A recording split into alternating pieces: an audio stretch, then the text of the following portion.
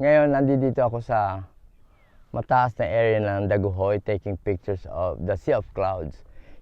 Ang inabangan ko sa pagkuha dito is not only the fog na mas mababa sa bundok, pero may mga areas na makikita mo yung clouds is parang wave of the sea because of yung hangin na umiikot from the low angle pataas. So katulad ditong shots na ito, makikita mo yung pinakang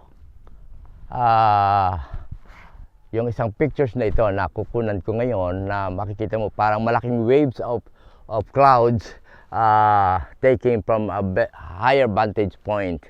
Ayan o, nakikita mo itong pictures na ito. Papakita ko itong after the shots na napakagandang shots na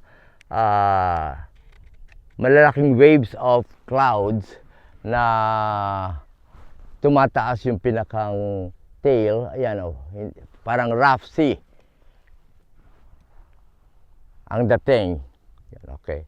So yun yung iba namang mga kumukuha dito, hindi nila napapansin. Ang napapansin lang nila is yung clouds formation, pero mas maganda kung machichimpuhan nyo yung parang rough sea na equivalent to the clouds na umiikot yung dulo, parang humahampas sa mga rock formation, which is the mountain is yun yung rock formation.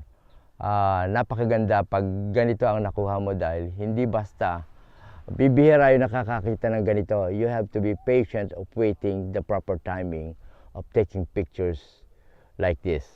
So maswerte ako dahil nakita ko ito at pinatunayan ko na yung Sea of Clouds is mas related do sa sinasabi nila na parang big waves na from the higher vantage point na pumapalo sa mga rock formation or mountains.